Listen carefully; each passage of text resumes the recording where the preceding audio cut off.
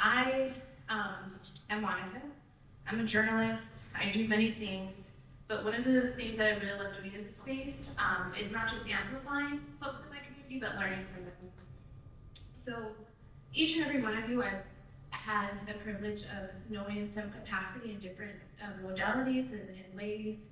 And when we talk about addiction, each one of you has so many beautiful and varying perspectives that shift away from traditional colonial ideas of what addiction looks like. I think a lot of times in our society, we think about folks who are addicted. It's even a controversial, word in itself. There comes a lot of shame and stigma. And I know each of you may have, your own way of approaching addiction, quote unquote, air quotes, I would be and even your own relationship with how that has affected you personally. So I would love for you all to just, open up, share a little bit about yourself and to your comfort level. Why does this topic matter so much to you?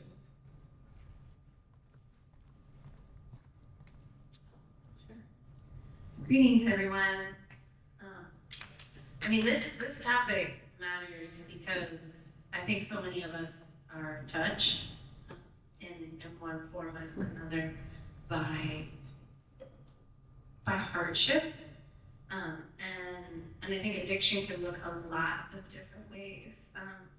But one of the ways that I don't think it looks like is that it's a sickness, or that it's this part of ourselves that we have to cut out and no longer associate with.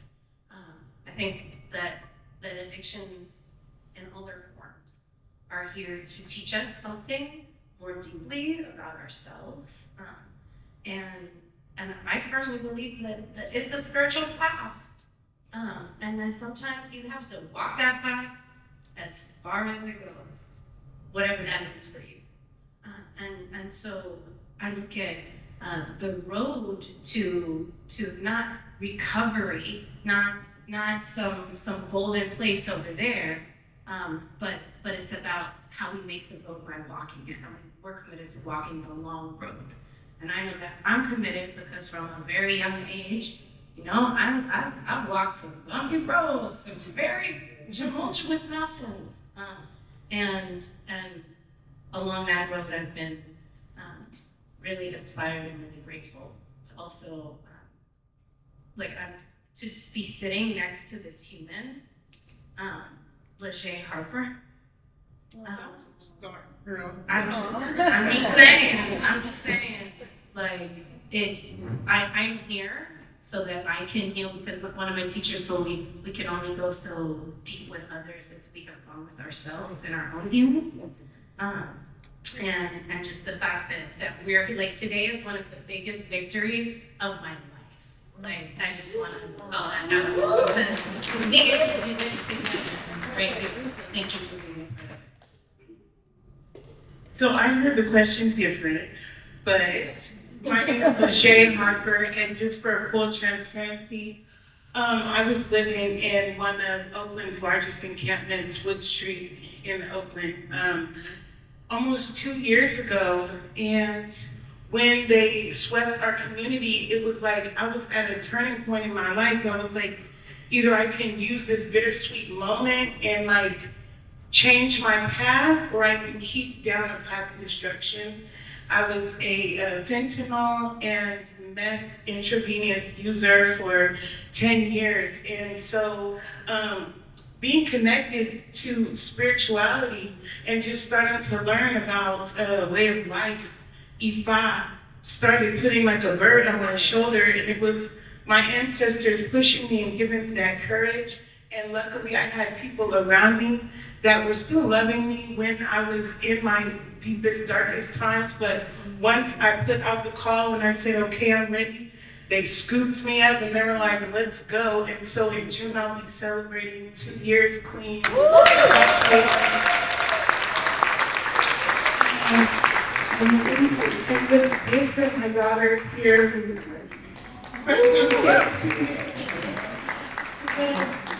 what's different this time is one, I didn't want to get, I'm like, I'm getting off of a chemical dependent substance. I don't want their crutch, the big pharma crutch of methadone and Suboxone. I want to do this completely natural. And so I've been blessed also to be connected to such a wide community of healers and people that love us and that are connected and that have all these ancestral reset medicines and things like that have really been key to me staying clean. And also, let me just say this really quick. I had a vision that, I have a lot of healers and doulas. And so I had a vision one day, I said, I want to be an addiction doula, connecting people to holistic ways to be reborn and liberated from addictions. All right. That's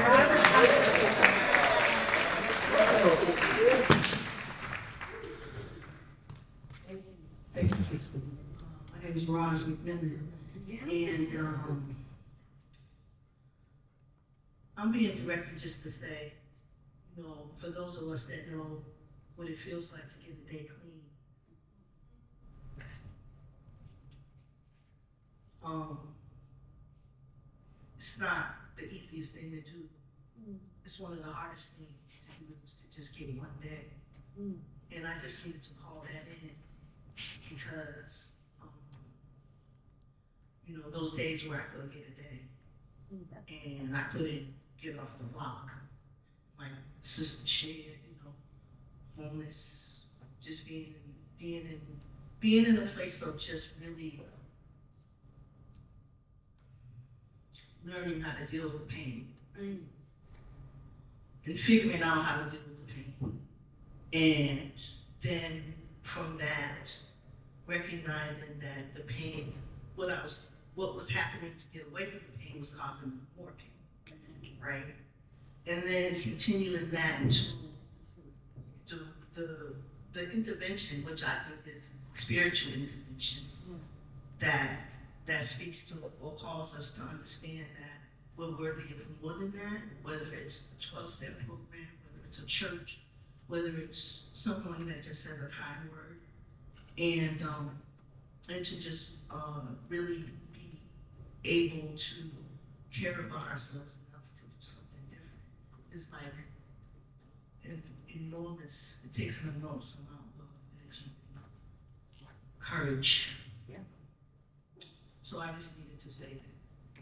And the sister, I hope it's okay, the sister talking about 2 years and being up on the stage.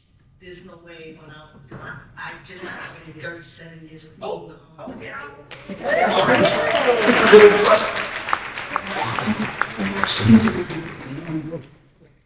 got clean March 29th, 1988. Wow. At the height of the crack, at the height of the AIDS epidemic, at the height of cities around this country being destroyed, Black communities being destroyed, and being called at 1 year clean because nobody knew what to do, to learn how to do AIDS outreach, and to learn how to do what now I know is harm reduction, but we didn't have a name for it then. Right? And it was called treatment on demand, or how to get treatment. And I worked with pregnant women. My first position, Mom's Project, and I worked with pregnant women who were using, and the premise was to help provide them with community so that they could feel more connected and see if they would have healthier birth outcomes through groups and interventions. And at that time, detoxes would not allow pregnant women into the detox because of the law and being afraid that they would be liable if anything happened to the baby. So women were able to treat at that time. Yeah. So we did a lot of lobbying, a lot of screaming and fighting to get more services for pregnant women, especially Black and brown women. In Boston, I'm from Boston. So, in that study, and I just need to say nothing's new under the sun. All the studies say the same thing. It's really less about the substance or what we use to help us. It's more about what the harm reduction tells us, making sure that people are in community, making sure that people have a place to eat, a place to live, and feel connected to the community. And people thrive from that. And so, I'm gonna be quiet now, and I'll let Danielle go ahead and speak. Thank you.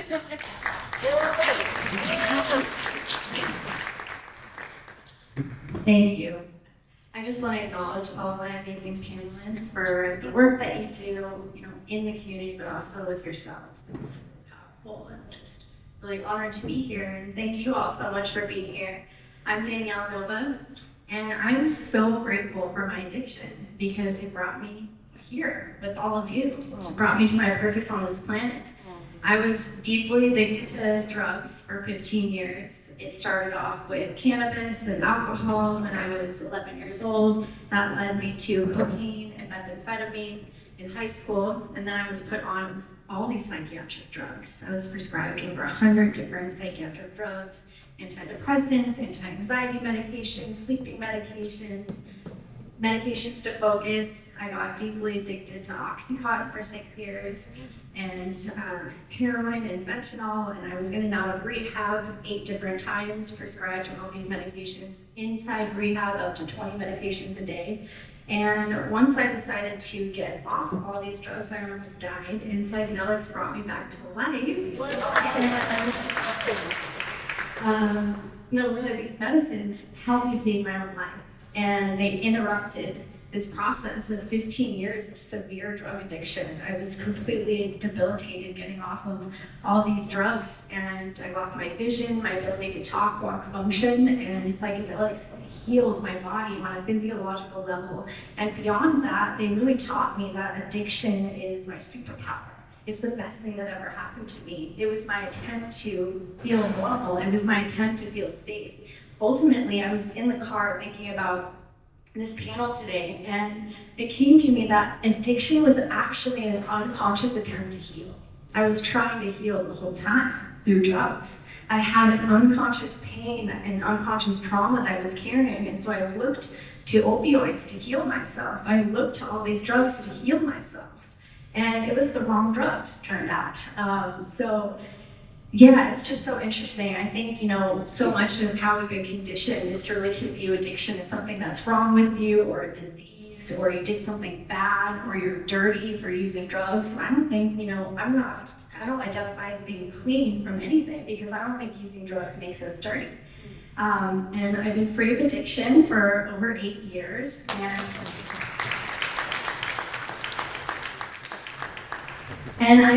what I really want to invite in is bringing reverence for our pain. Our pain is the portal to our purpose, and suffering really is our training program. All those years that I spent addicted, that was my training. That was what I now use to help so many people. Now I get to train practitioners and therapists and all different types of individuals how to help their clients heal from addiction through the intentional use of psychedelics. And I also create recovery programs for people that are in active addiction or in long-term recovery that are looking to interrupt their addiction with psychedelics. And I think that these medicines are such powerful tools to help us understand our suffering and really give us the strength to be able to walk through the sacred fire of our suffering. So much of addiction is an attempt to not look at our pain. It's an attempt to not to face ourselves. And working with these medicines in recovery is not the easy path. It's the harder path, because these medicines will force us to face everything that we were running away from in our addiction. But they give us the power to really realize that we are the ones that we've been waiting for this whole time. We hold the wisdom that we seek. And, I'm just so impressed by the entheogens and their capacity to allow people to really realize that the whole time we were seeking ourselves in addiction. And these medicines can lead us home to ourselves, which ultimately helps us reclaim our power to heal ourselves. Thank you. Yeah. Thank you all for that. And I'm really grateful for many reasons to share this space with you all. And later on today, I have a conversation with Dr. Hart. And as I mentioned earlier, you know, the even word addiction can be seen in certain spaces as controversial. So I'm really grateful that I have stewards on stage that I can learn from. You are helping me prep. But that does bring up a question, you know, Dr. Hart and I were speaking yesterday on, you know, this idea of what is an addiction. Everyone has a different perspective on what is an addiction. Some people have ideas that certain addictions are acceptable. Someone's addicted to being a workaholic. That's toxic. You might be funneling your energy, like you said. Oftentimes, we're not really talking about addictions. We're talking about coping. And so, what is addiction to you? Like, what does that look like? And furthermore, what I hear even in this conversation, you know, this psychedelics versus drugs. But when we say they're all drugs in a sense, because if we're also thinking about addiction or harm reduction, which I'm a Gemini, y'all, so I go deep on semantics. So like words are very important in how we use words, because if we say someone is addicted because of how society views that, they are been shamed upon. When we say harm reduction, then we're saying someone may be causing harm to themselves or others if we're trying to reduce the impact of other harm. When we say psychedelics versus drugs, that gets into this topic of like psychedelic exceptionalism. These drugs are good, these drugs are bad, but as someone, my entry point deeply into the medicine, I call everything medicine on a side note, because how people work and cope and heal, that's up to them, and I honor it. But how I got into this medicine work was through ceremony.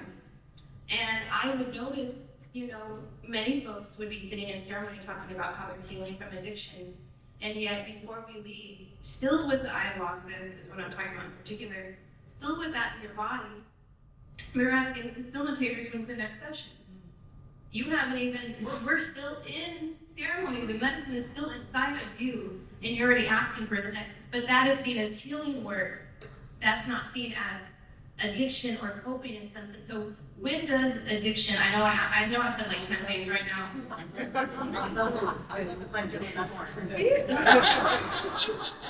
So just briefly, let's do a fire, because I have many questions to ask, and I want to get through them all, and I want you all to be able to speak. What does addiction look like for you, and when does our coping mechanisms become harmful? Ross, do you want to kick us up? Yeah. So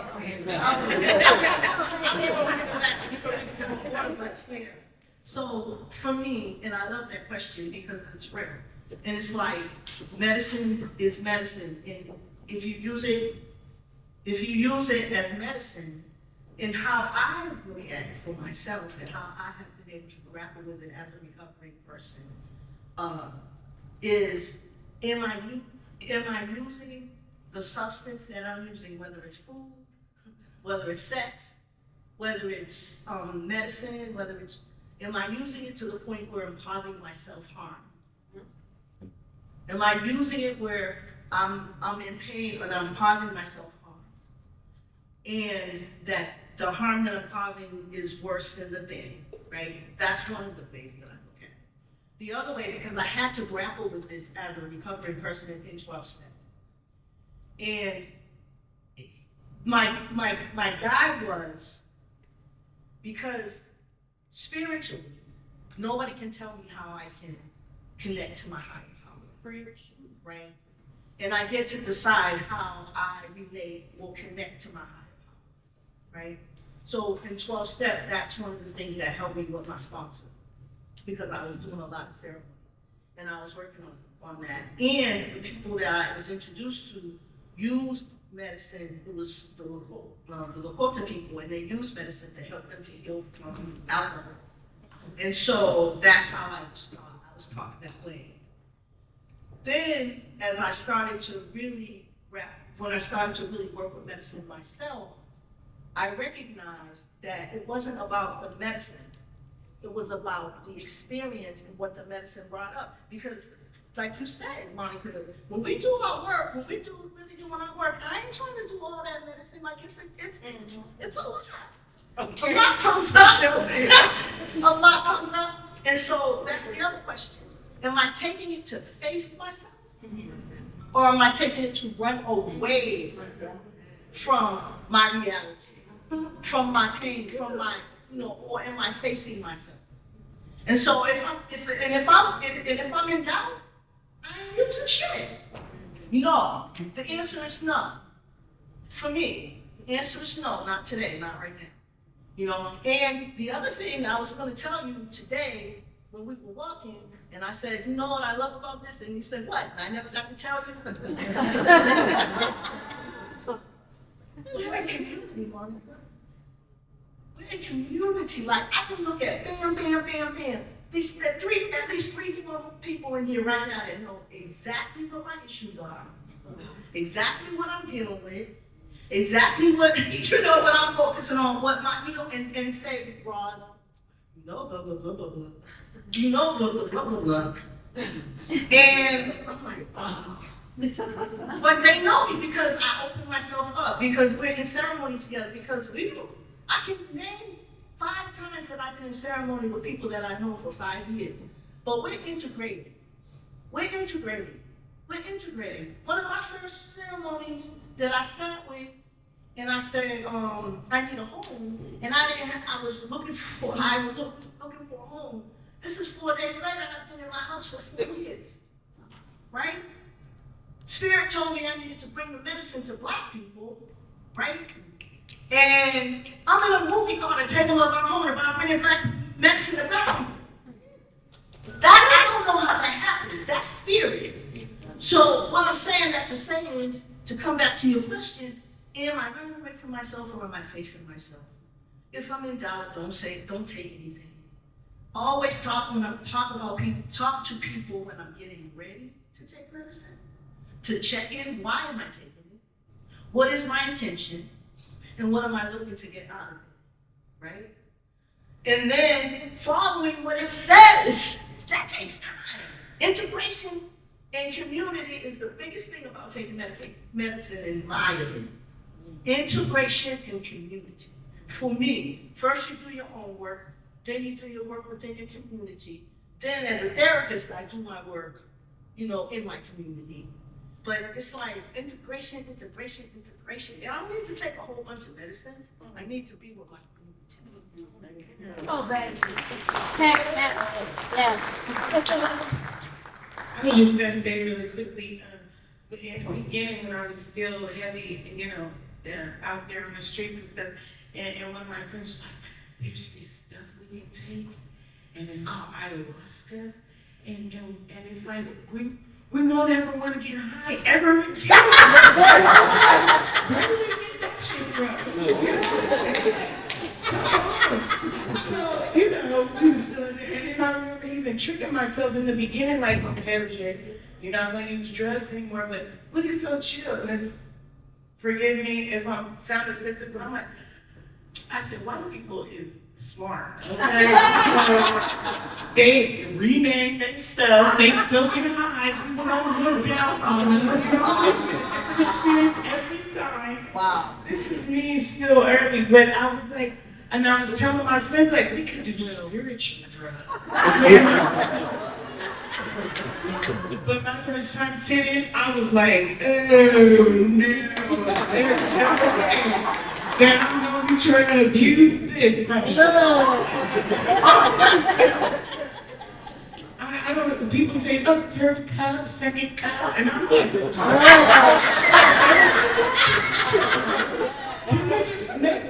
can we chill on this one?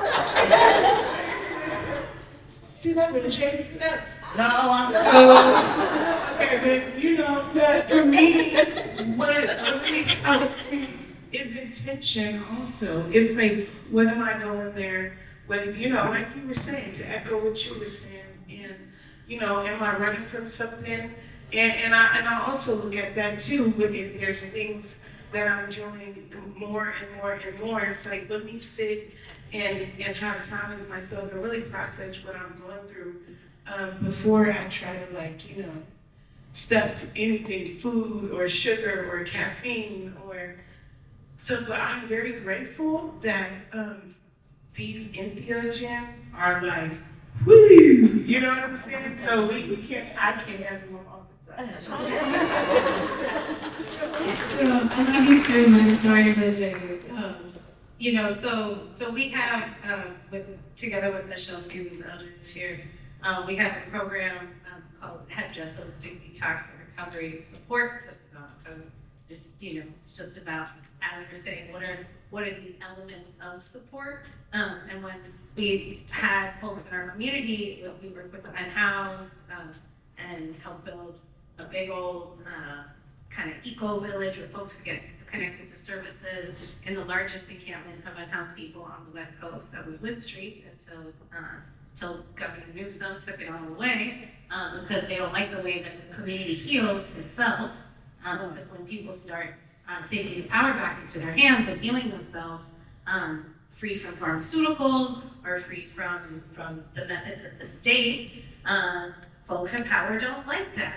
And people, we were realizing in the middle of their housing crises and just trying to figure out another day, we realized that, okay, it's actually at the root of a lot of what folks are dealing with. I'm not even gonna say addiction. It's like there's trauma, whether you came to the streets because of trauma or whether the trauma happened while you were out there. I know for myself, the way that the trauma moved so deeply inside me caused situations where I was almost, I almost died many times at the hands of violence or at the hands of my own self-violence. And so when I think about what is addiction, I think, well, it's something that brings me outside of myself. When I am in my place of center and groundedness and in my power, then I'm good. But the moment that I start reaching, as she's saying, if it's the food, if it's the social media, all that, or if it's like, no, I'm gonna take a line and I'm gonna fall out until I can't move anymore and wherever that addiction takes one, it's because you've come out of that place of power. At least for me, that was when I came out of my own sense of power. And I can remember when y'all started asking questions, folks, they were like, don't go away. Why you do it? Like, you go away, you come back, you're all refreshed. And, No, I did not say you crazy for going in the jungle for 3 months. What are you doing out there? But it was like I was coming back to myself, right? And I think when we do that, others can see, and others want to be a part of that. They want to figure out, oh well, how can we keep coming back to ourselves? And that, I think when we do this work, they were like, I've heard, they were like, I heard that you take this medicine, you take this stuff, and then all of a sudden everything's fixed. And I think we've learned that there's no silver bullet. Right. And that it's not about, there's Keith Tucker from Hip Hop is Green, who says about addictions that you just take something off the menu. He's like, oh, maybe, crack, heroin, this was on the menu. And he's like, I decided that I'm just gonna take that off the menu. But it's not about taking that off the menu to replace it with something else. It's like, how can we dig deeper and ground more deeply so that we are continually in our place of center. Thank you. Okay, Danielle, I have a question for you. Well, I want you to start off, and anyone else who wants to add to this. Again, I'm really huge on language and semantics. And the other thing that I'm thinking about when we're talking about addiction and hearing folks say, like, I've been playing this many years or this amount of time, just like taking us back to the time when we weren't. How did we feel when we heard that word? Like, what does that mean for people who are currently using it? Are we dirty? How did you feel when you're hearing other people use that language? And is there a more humanistic way that we can be reframing, shifting from a certain coping mechanism to another so no one feels shamed in this process of healing? Thank you, Monica. I really appreciate you calling in a conversation around language because I feel like language is so important. We're constantly creating our reality through the words that we speak. That's why they call it spelling. We're casting spells on our lives. So, and I just want to also, respect that there's certain lineages, like the 12 steps, that do have certain languages that they use. And I used to be programmed with that certain language, but as part of reclaiming my power in this process, I've really learned that some of the language that I was conditioned with was actually unhelpful and quite detrimental to how I viewed myself in my recovery process. So now I don't say words like clean time because it means that using drugs made me dirty.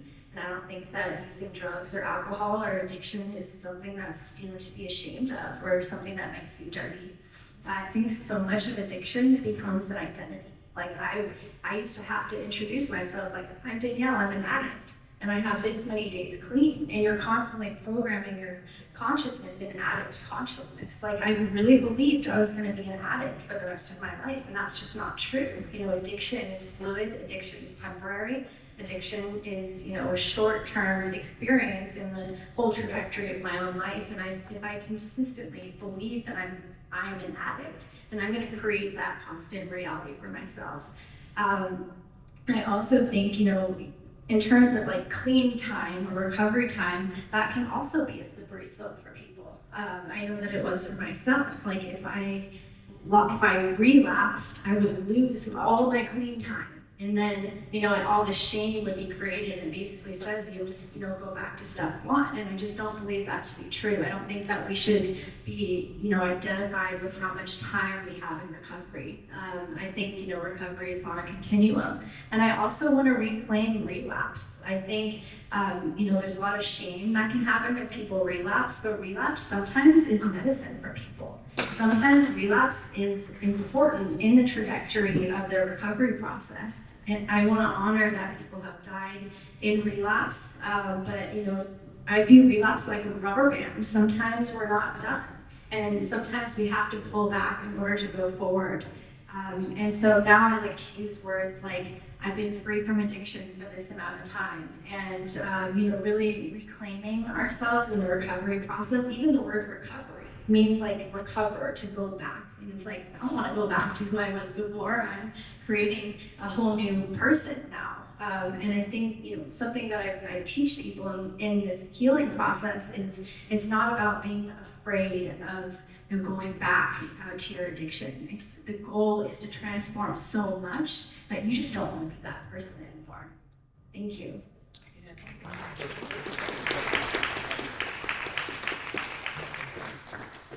It was really good to hear what you said, because I remember when I first started 12 steps and abstinence was the only way. And I had to really shift from that model. And I remember when I made the shift to clean needles, being able to think that was okay because it was important to have clean needles in the community during the time of during the time when AIDS and HIV was prevalent. And so I know that I'm always transforming how I see things and how I relate to things. Even different ways to say things. I'm 63 years old, and so there's a lot of ways that I see. There's a lot of ways that I see things. I'm a child of the 60s. And so, honestly, sometimes I be stuck. I ain't gonna lie. I be stuck. And I'll be like, okay, what? What's that thing again? Or what's that? And so I can admit that as a part of my trajectory. I do like free from addiction. That was a good one. I like that. So I think there's no one way to do anything. The medicine's not for everyone. Our languages we use the way that we feel comfortable, and we do transform. So I think that's my answer to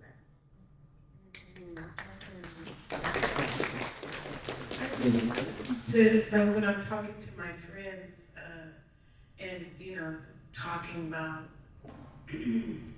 them wanting to make change in their life, and to not scare them away, because also sometimes, it's very hard when you think about flipping your life upside down, doing something uncomfortable. And so generally when I'm talking to my friends, I, say just to live a healthier way in life, and, positive.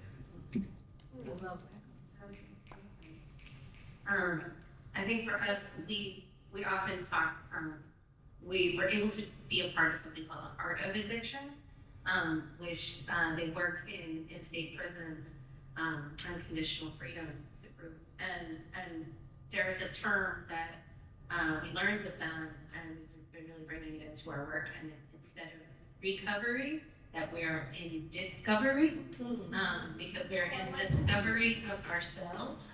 And as I was saying before, like the deeper we go with ourselves, the more centered we are. So we can just discover more, be more curious instead of furious. And that way we're more deeply in touch with, well, why did I start this behavior? Or where do I want to go in my life? And so I think the way that we flip language is really important. And I know that when you were deep, or one other folks that we've seen, it's like, oh, he flew off the rails, or, and that we can stigmatize each other. And so the more kindness that I think we can have with ourselves, and the more kindness that we can have when we talk about how our other community members are moving and the choices that they're making. And I think it's important that we also think about how we contextualize, when we talk about these things, because I might say the way that I'm going to talk to you about what's going on in your life might be different, and then I'm going to talk and I'm going to be like, so and so, what they relapsed, or they went crazy, and it's like, actually, I think we have to be really mindful about how we speak about these things in general, because we are past this. So let's go on to discovery journey now. Yeah, I think we have about 15 more minutes, but I do want to ask a few specific questions. One particularly to you guys, as someone who is a product of the 60s and, Reagan era, drug era, a lot of Black and brown folks, Black folks in particular, we have a different relationship to drugs, all medicine, regardless of whether it's therapy or otherwise. Mine's altering substances, let me just say that. We were conditioned during a time that we don't mess with that because that's what fucked up our neighborhoods and communities.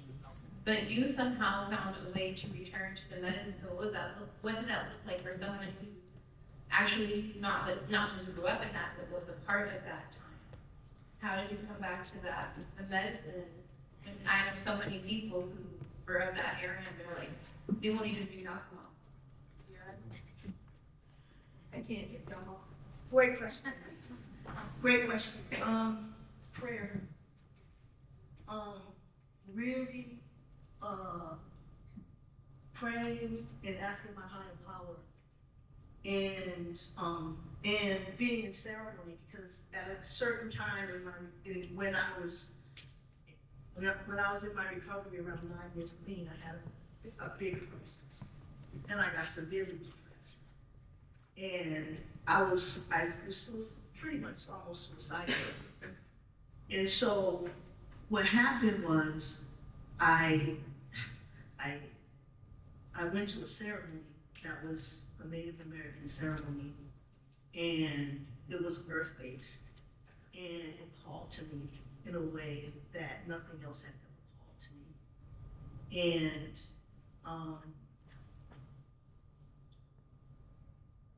I started to use those ways in a way that was really healing and that I trusted. And most of the time, most of my friends and everybody in my life thought I was crazy. I'm a kid from Boston going to Arizona, and I come back home dark, and I'm like, a mutual ceremony is like, it was really bizarre. It was really bizarre for my friends and family, but it really fed me. And that community, again, community, and that community really helped me to be okay with what I was doing because I thought I was gonna die. And I needed an alternative that was grounded to that, and it fed me. Learning about the earth, learning about the mind, learning about these things. And I think it was essential in prayer.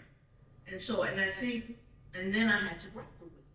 Like, after my first ceremony with the medicine at the Native American church, I had to really see it as, and I did, I mean, I am a 12-stepper. So I did have to work my steps and talk to my sponsor about it. For me, that's for me. And they can't tell you how to pray.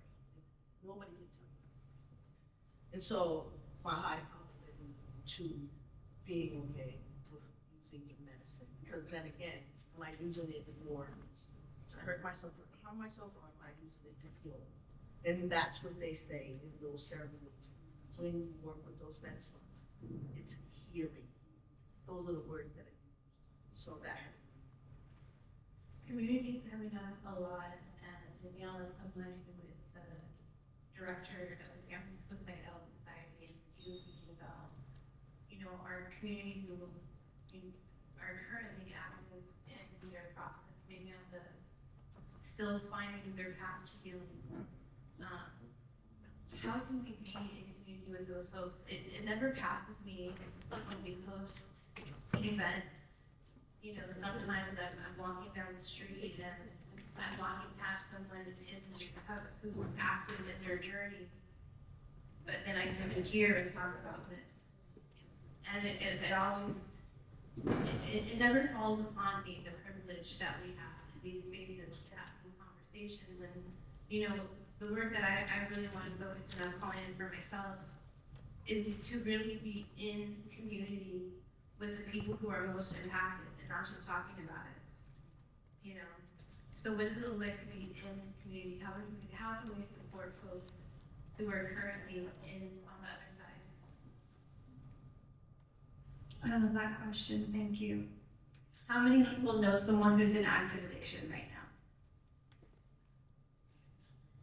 So clearly it's a normalized part of the human experience, and I think the first step is thanking them for what they're going through, because what they're going through is their training program. This is all a part of their healing, is being in the darkness. And what I teach people that are in active addiction is to start to bring ceremony into the addiction process. Like, what if you put your heroin on an altar and you thanked your heroin every single day? Because right now, that's what's helping you. That's what's healing you. And to start to reduce the shame of the process. Like, give thanks every time you take a hit of the drug. And I teach my clients, every time you take a swig of alcohol, think about something that you love about yourself. And that actually starts to release the addiction, because they're bringing love into the process of addiction. So I think it all starts, it's not about approaching it from once a person, is abstinent or healed or whatever. We're never fully healed. We're always in the process of it. But how can we bring ritual, reverence, and ceremony into the active process of pain? I think that can be a game changer for some people, because they can start to learn these practices that we're using with these medicines and integrate them into the active addiction and healing process. And then also in the language that we use, we host a lot of public events, and we have recovery circles, and we specifically say this is also a space if you're in active addiction. and inviting people in so they don't feel like they have to be at a certain level of their healing process to engage in these spaces, I think is really important. And, you know, for anyone out there that's currently suffering with addiction, I let them know that it's not about, you know, looking outside of ourselves to heal. These medicines are a tool, but ultimately the first step is believing that you can do it. Believing that you can heal. I have every confidence in any person that they can heal from this process, and the answer is them. And it's not about an external intervention, it's about an intervention, an inside intervention.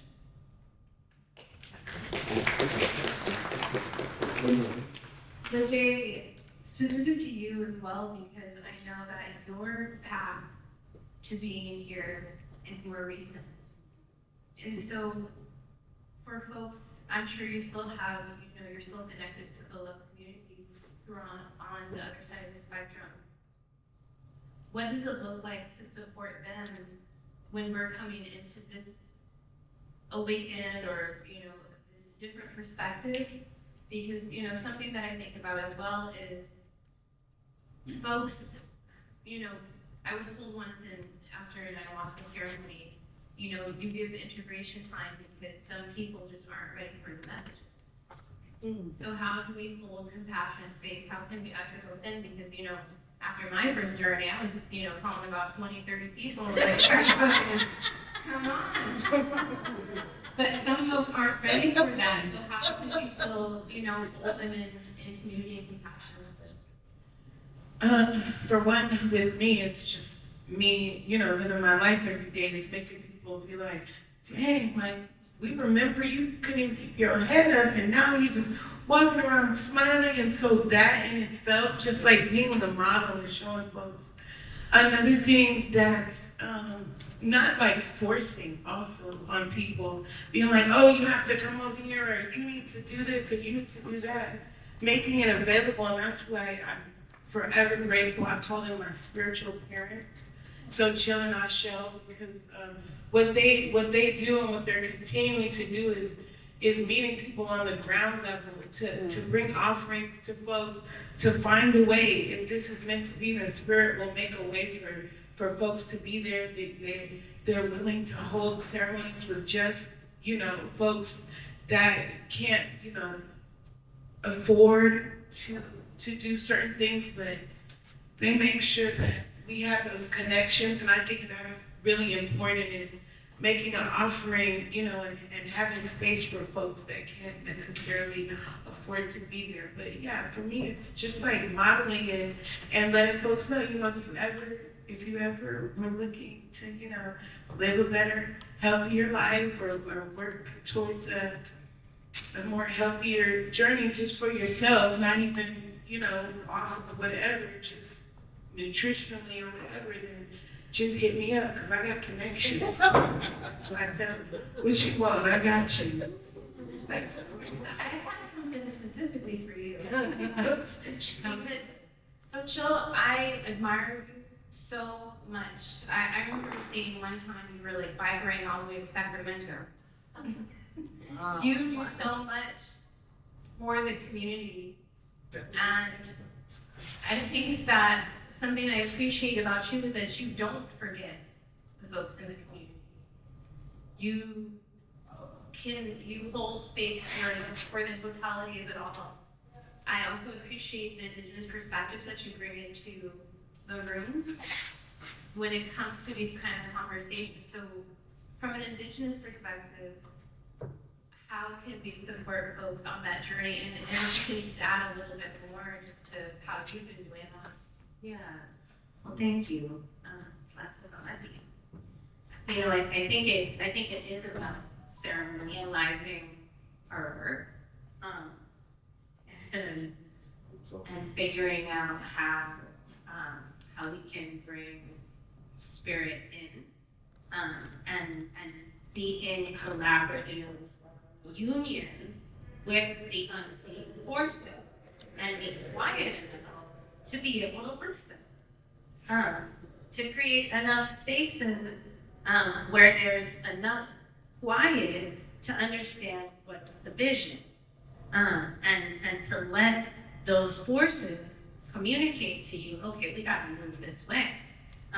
Because it was the beginning of the pandemic when Michelle and I first met and started working together, and folks are going out, they're going into their homes, they're told you can't go out, you can't talk to each other.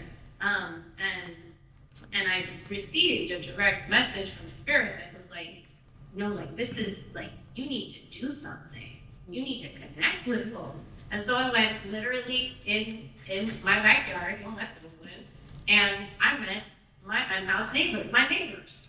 And I was like, oh, okay, like, folks, like, we can work together here. And it was from that deep work and that deep union where we received the message, okay, like, there's all this food that's being thrown away, and we started making juices and smoothies and natural medicines. And actually, people didn't want the green juice in the beginning. And then by the end, they're like, hey, you don't have green juice? I want the... You're going crazy, lady. And so it was about tending to people's actual physical vessel as well. And when I think from an Indigenous perspective, it's like learning from mama, learning from nature, learning like how does the earth take care of itself? How does the earth take care of its children? Mama gives us everything that we need to heal ourselves. And if we want to be so like silly and disconnected and not take the medicine, like the medicine doesn't work if you don't take it. And that means working in co-collaborative relationship with the plants. It means learning to take a break and be still like a tree and listen and dig your roots down deep.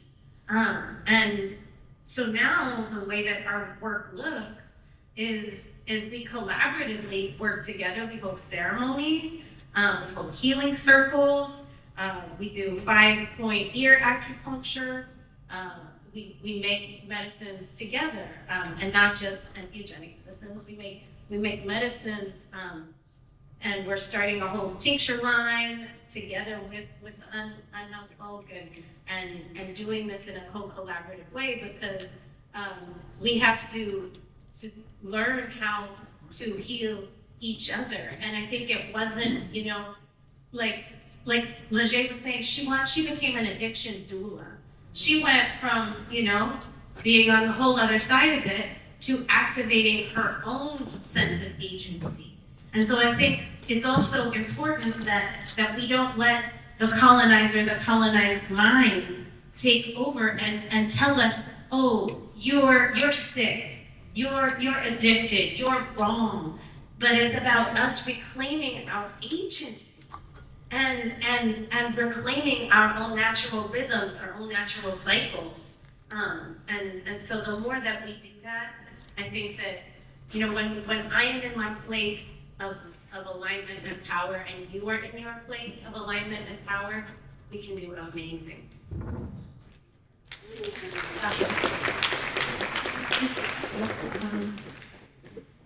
Brief close up as we're closing circle. We ain't said nothing brief. It's over. Why do you think I keep saying brief?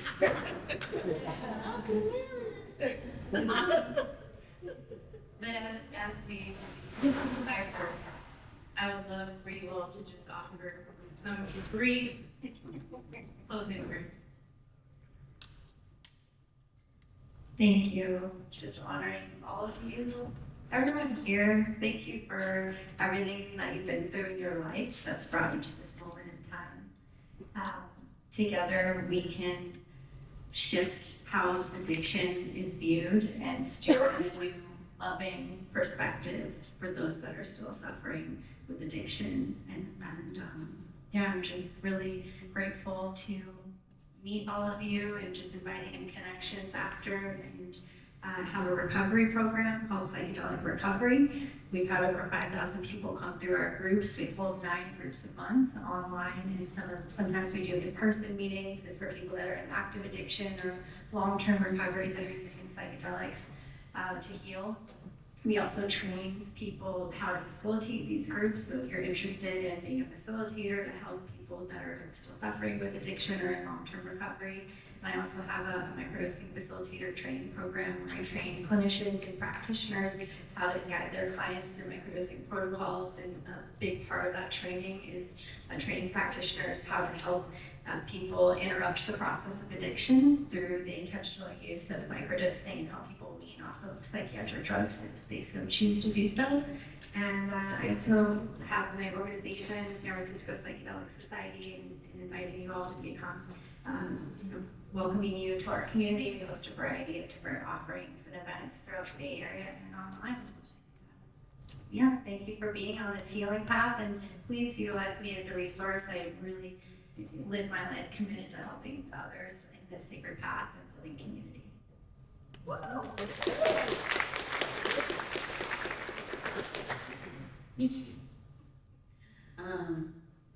It's just been an honor to be on stage with all of you amazing people. Like, what beautiful humans. So we're not Reggie. Good job. And you know, our work looks a lot of different ways. You can check us out at esfera.earth. We have the whole mutual aid arm of the work, and you can come and get connected and meet some of the community that we're a part of, and help us really launch the work in a new way. Our brother Dan gave us this little Cadena doll right here that we're raffling, and to help connect to our work. So come see me after you're interested, and we'll have a table outside. So if you just want to talk more and learn about some of the ways to get involved, because it can look like we have a bleeding program, a backyard bleeding program, and folks can donate their herbs or all those lemons that grow in your backyard and make juice together. We have Celestial Church, which is our spiritual community, and so you can gather with us in ceremony. We're going to be welcoming one that is Xochitl, an amazing elder who's going to be with us in Sebastopol next week. So come in and get the medicine in that way, and commune with spirit, do our own healing together, and collectively and individually. And then we've got the Earth Amplified Media, which is the media arm of our work. So stay tuned, because we have Ancestral Medicine Healing the Streets, which is a documentary telling the story of Leejay and another brother of ours, Ray, who was a gang member, incarcerated, deep addictions, and is now serving medicine to the people. We just came back from Sonora, working with the Compact Nation there and doing indigenous language through hip hop projects. So there's a lot of ways to stay connected, and it's important that we are the ones that are telling our stories and reweaving this collective spell, because our words, our minds, our bodies are so powerful. And so I just want to invite us all one more big breath together.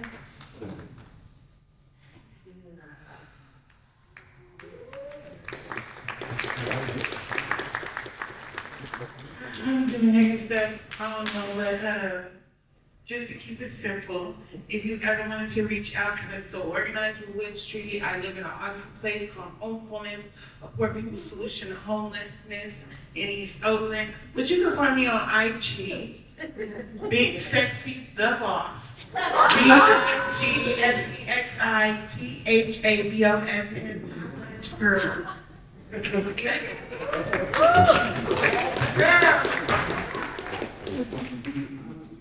So I feel honored that I was on this panel with all of you, brilliant, minds, and loving spirits.